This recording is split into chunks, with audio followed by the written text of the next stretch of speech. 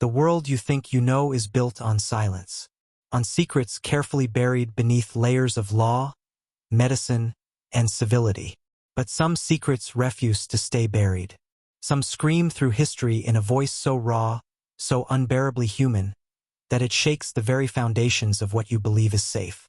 In 1887, in the heart of Kentucky, there was a place where the line between care and cruelty vanished entirely. A place where 214 men disappeared, swallowed by a system that promised salvation but delivered something far darker. This was the Eastern Kentucky Lunatic Asylum, a name that still carries the weight of horror, even in hushed whispers. Imagine standing before its 3-story brick walls, gleaming in the sunlight like a monument to progress. Long wings stretching outward, designed to bring order and healing. But beneath that architecture lay corridors of confinement and fear. Families came hoping for care, leaving with nothing but silence. And at the center of it all, a man named Dr. Silus Crarampton. Tall, piercing eyes that cataloged every detail, a mind sharp enough to innovate, and cold enough to exploit the powerless. He did not see patients as people. He saw them as variables in a grand, clinical experiment, each one a test subject in a methodical pursuit of profit, influence, and forbidden knowledge. This was not chaos. It was careful orchestration. A system of control so precise that even the state's highest officials were complicit, blinded by ambition and greed. Men vanished overnight. Their families were told stories of apoplexy, of violent mania, of incurable disease. And behind the asylum, in the earth itself, their bodies began to pile up, 214 souls reduced to records, to a sealed ledger, to a mass grave hidden from the public eye for decades.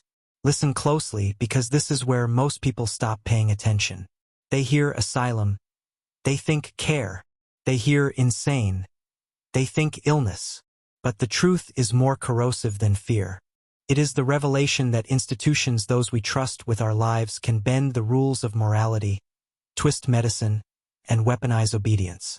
And this story, this descent into silence and death, is not just history.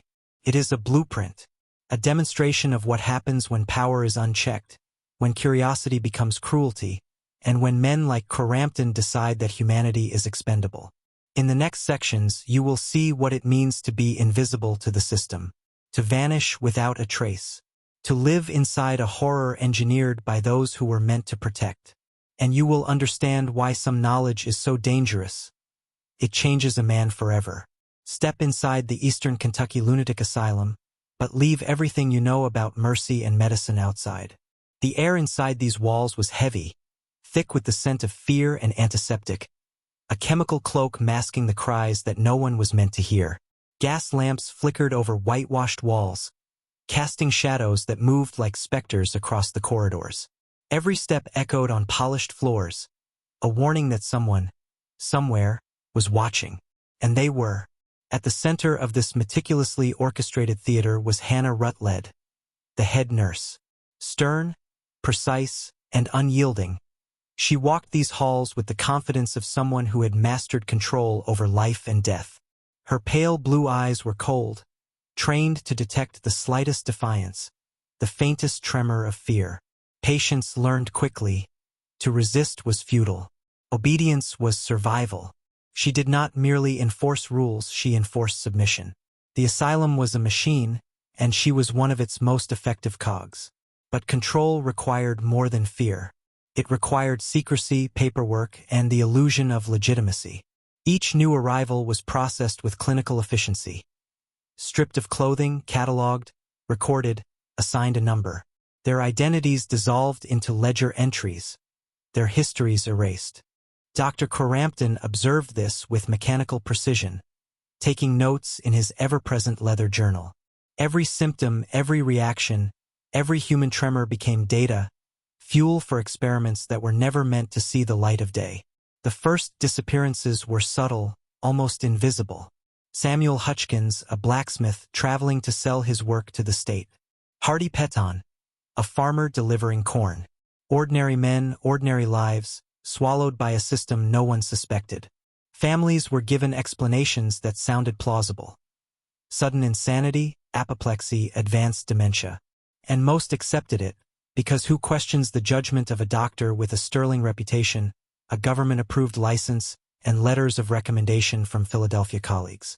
But look closer. Each disappearance was not random. Each commitment was deliberate. Crarampton and his associates selected their subjects with cold calculation. And behind the veneer of treatment lay a more insidious motive. Testing compounds, experimenting with techniques, and amassing data that would enrich not the patients, but those controlling the asylum.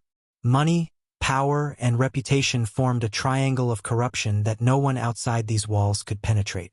And yet, even within this mechanized cruelty, you sense the terror building, the slow, suffocating realization that those who enter these halls are not meant to leave. The asylum had perfected the art of invisibility. Not just hiding men, hiding the truth itself. Every ledger, every report, every official explanation was a layer of dust over reality. A silence that stretched across counties, unchallenged for months, then years. When you consider this, understand, fear alone could not have maintained this system. It was control, discipline, and secrecy, the invisible architecture of oppression. And it was working. Inside the Eastern Kentucky Lunatic Asylum, fear was only the surface. The real horror was invisible. It was in the silence imposed on minds, the slow disintegration of self, the realization that no one, not a nurse, not a magistrate, not a distant relative, could protect you from what was coming. Every patient who entered those halls carried a life, a story, a name. But the asylum had a way of stripping all of that away until only a number remained, and that number existed solely for observation, for manipulation, for experimentation. Dr. Crarampton's methods were methodical. He watched, he noted, he manipulated.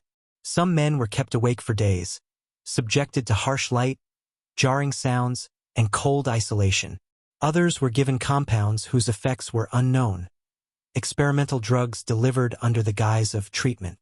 And all the while, Crarampton catalogued reactions as if dissecting a specimen. He wrote in his journal, cryptic and precise, each entry a silent testament to cruelty hidden behind medical jargon. Hannah Rutledge reinforced this system. Obedience was the currency of survival. A tremor in a hand, a hesitation in speech, a fleeting look of despair, each noted, each punished, each used to instill the unshakable lesson that resistance was meaningless. Patients began to internalize their own erasure. Names were forgotten, faces in the mirror no longer recognized. Some whispered to themselves, trying to remember who they were, while the asylum reminded them daily that those memories, those identities were irrelevant. By mid-1886, families had begun noticing patterns. Men disappearing from rural counties, Samuel Hutchins, Hardy Peton, Thomas Caldwell, all committed under flimsy pretexts, all dying shortly after arrival. But the truth of these deaths was obscured, hidden in official reports, buried in the asylum's meticulously maintained records. No one questioned it. Politicians were bribed, magistrates were complicit, and the system operated with impunity. The machinery of state and medicine had been merged, a single instrument of erasure that no ordinary citizen could penetrate. And beneath it all, something darker stirred. The early experiments were just the beginning. Crarampton did not merely want obedience or compliance. He wanted transformation. He sought to break a man completely, then rebuild him as a subject for his theories, a living proof of his methods. It was here that science became tyranny, and care became a weapon. And when the first mass fatalities began, men vanishing in numbers that defied explanation, the full scope of his ambition became terrifyingly clear. Now pause for a moment. Understand this, knowledge is power, but knowledge also comes with a price. You are seeing what no one else is allowed to see. And soon you will be asked to participate not with words, but with awareness. Halfway through our descent, I want you to write in the comments the phrase, "I see the unseen" twice. Lock it in. Claim it. It is not just a phrase. It is a key, a mark of transformation, a signal to the forces that watch and record. Because what you are about to learn next will make a man never look at institutions the same way again. By late 1886, the Eastern Kentucky Lunatic Asylum was no longer a place of care. It had become a machine for processing, manipulating, and destroying human lives. Men who arrived as fathers, brothers, laborers, or farmers were stripped of identity and subjected to what Crarampton euphemistically called accelerated treatment protocols. But these protocols were far from treatment. They were experiments in control, in obedience, in the annihilation of the self. And every vial, every injection, every isolation cell was a step in a system designed to harvest data at any cost. Imagine walking through the halls on a rainy October night, gas lamps flickering, and hearing the screams of men locked in small rooms, their bodies convulsing from unknown compounds administered in glass vials. The staff moved with precision, almost as if the pain were part of a scientific ritual. And it was. Patients like Thomas Caldwell were not exceptions, they were templates. Their reactions measured, recorded, and used to adjust the methods for the next group of arrivals. Humanity was secondary. Data was sacred. Behind this clinical cruelty lay a darker motivation. Crarampton's correspondence with pharmaceutical companies revealed a chilling intent. These men were not just patients, they were commodities. Each experiment promised breakthroughs that could be sold to the highest bidder. The more volatile the reaction, the more valuable the data. The asylum was a testing ground hidden in plain sight, sanctioned by the state, shielded by reputation, and financed through channels most would never suspect. The mass disappearance of 214 men was not negligence. It was profit, meticulously disguised as medicine. The families of the disappeared began to whisper, to question, but their concerns were drowned in bureaucracy and indifference. The state had been bribed, and the asylum's influence stretched to local magistrates who committed men for the flimsiest of reasons. Even a disagreement over property or a quarrel in a tavern could mark a man for disappearance. Ordinary citizens had no defense. The system had been designed so efficiently that it operated above scrutiny, untouchable, immortal in its cruelty. And yet, the horror extended beyond the physical. Mental torture was paramount. Sleep deprivation, isolation, humiliation, and the constant, silent threat of death became the real tools of the asylum. Men began to break internally before they broke externally. Some whispered, some screamed, some begged, and some finally accepted their erasure, becoming ghosts of themselves even before their bodies were discarded. The asylum was an orchestra of fear, and Crarampton was the conductor, unseen but absolute. As you listen, recognize the pattern. Power is not always loud. Sometimes it is silent, invisible, systematic. Corrodes from the inside, twisting trust, bending morality, and converting the ordinary into instruments of cruelty. And this is what makes the story of 214 vanished men not just a tale of horror but a warning. Because the mechanisms that destroyed them are still alive today, in institutions, in governments, and in minds willing to bend rules for power. By the winter of 1887, the truth was no longer subtle, it was horrifyingly concrete. Men were not simply disappearing. They were dying, and their deaths were orchestrated with a chilling precision. Official records claimed apoplexy, sudden dementia, or violent mania, but the reality was far more grotesque. The asylum's backyards, once landscaped to project order and civility, hid something darker. Mass graves, shallow and crude, lined with the bodies of men whose names had already been erased from memory. 214 men vanished over 18 months, each one catalogued as a patient, a case study, a statistic. And yet, behind closed doors, the truth was obvious. They had been executed by neglect, experiment, and design. The staff knew. Hannah Rutledge and her assistants moved among the living and the dying with mechanical detachment, understanding that fear alone could not control these men. They needed despair, helplessness, the knowledge that no one was coming. The sound of a locked door, the clang of metal, the faint murmur of gas lamps in dim halls, these were instruments of psychological manipulation as sharp as scalpels. Men huddled in corners, whispering prayers that were swallowed by walls. Every scream, every plea, every gasp was catalogued, observed, and fed into Crarampton's growing body of data. Crarampton himself oversaw the removal of bodies. Reports were sanitized, often written in cryptic shorthand, documenting natural causes where none existed. Families received death notices with polite formality, none aware that their loved ones had been tested upon, dissected in life, and buried without dignity. And while grief should have prompted outrage, the asylum's influence was vast political connections, financial incentives, and public trust in the guise of science created an invisible shield. The state was complicit, bureaucracy a partner in this mass erasure. What is most disturbing is the audacity. Crarampton and his collaborators did not hide from morality, they redefined it. They transformed death into data, erasure into progress, and suffering into opportunity. Every experiment pushed boundaries. New compounds, harsher isolation, sensory deprivation that pushed the mind to the brink. The men did not simply die, they were broken, remade as instruments of observation, and discarded. Humanity was irrelevant. Only outcomes mattered. And here lies the lesson no history book teaches. The machinery of power does not need violence to succeed, it needs indifference, secrecy, and precise control over information. 214 men vanished, but the real horror is how easy it was.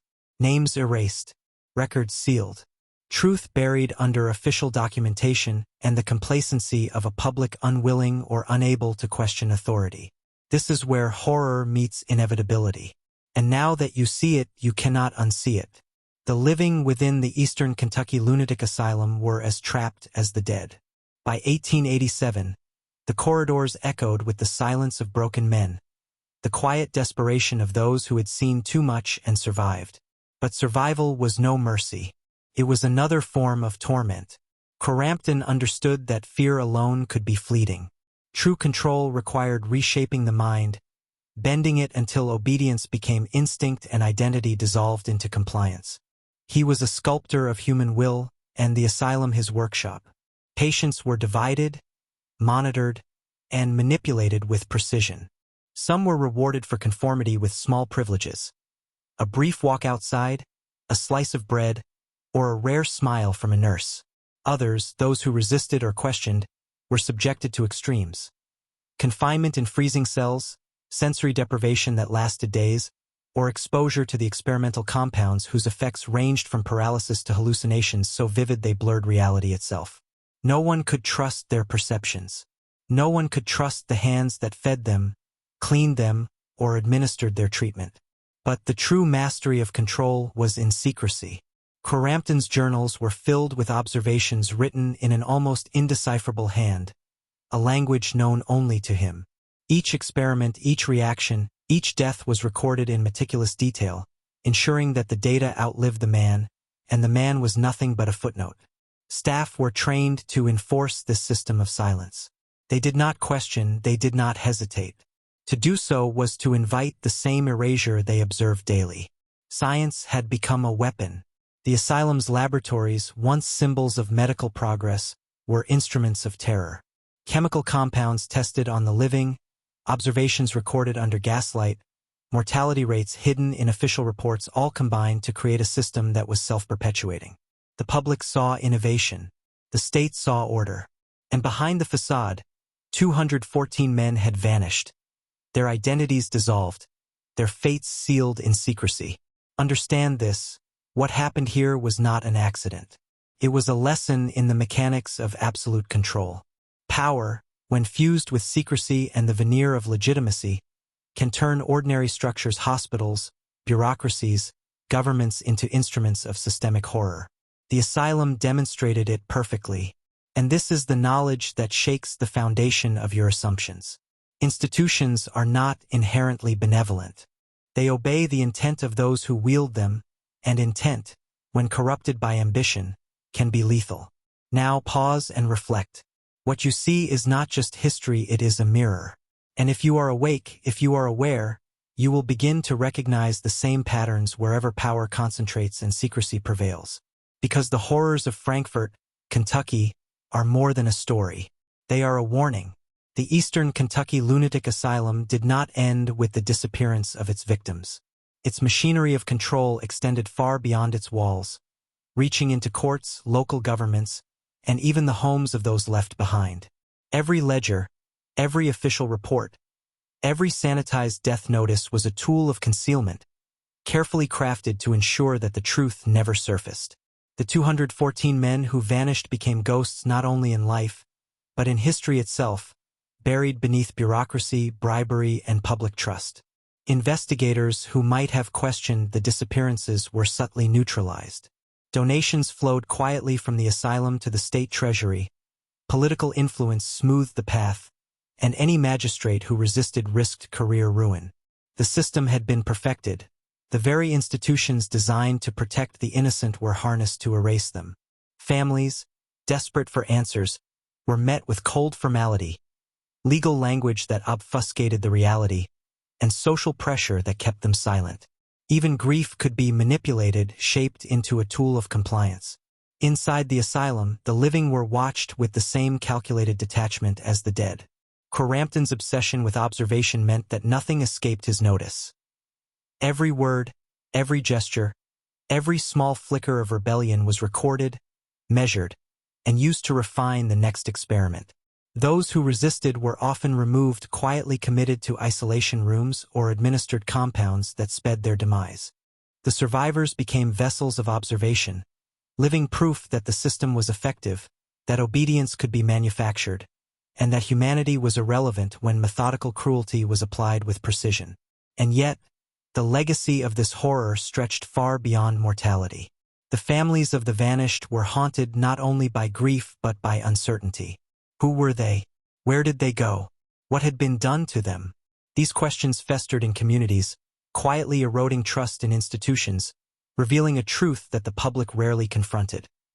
The line between care and cruelty is thinner than we like to believe, and when ambition and secrecy collide, ordinary people can vanish without a trace. The asylum's shadow lingered for decades.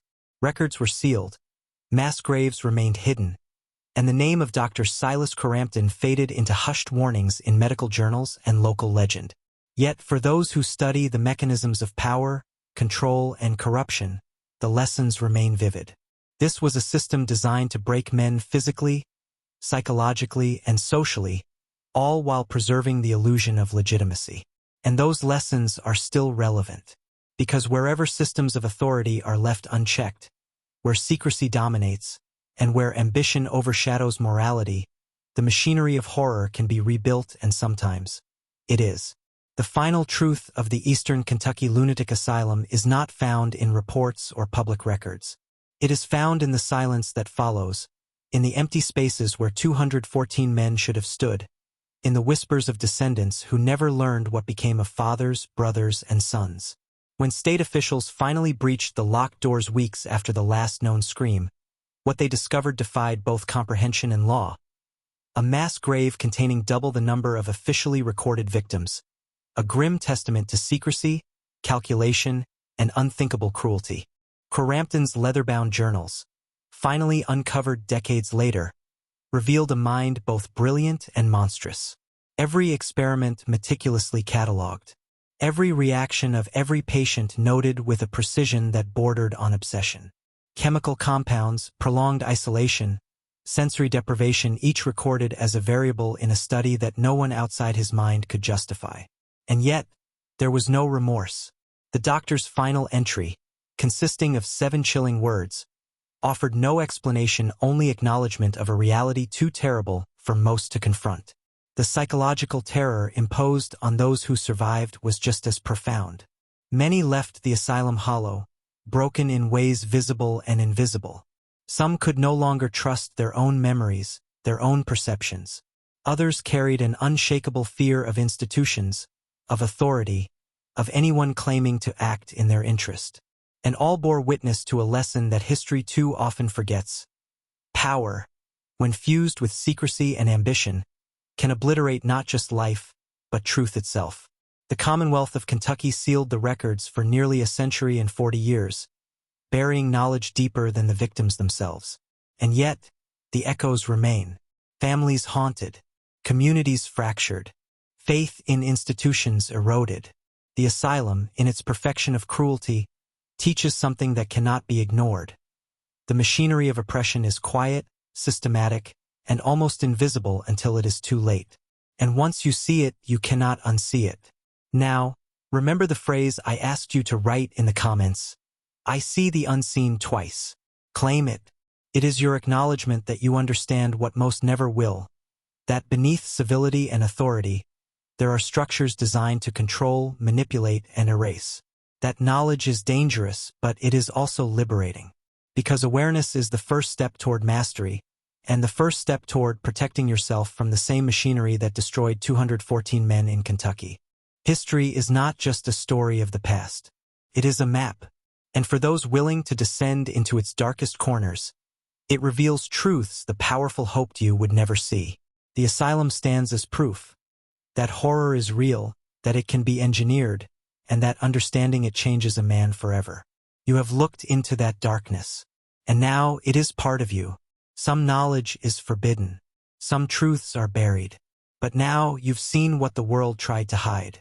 Comment below, I see the unseen twice to lock in your awareness and join the few who can stare into the machinery of power without blinking.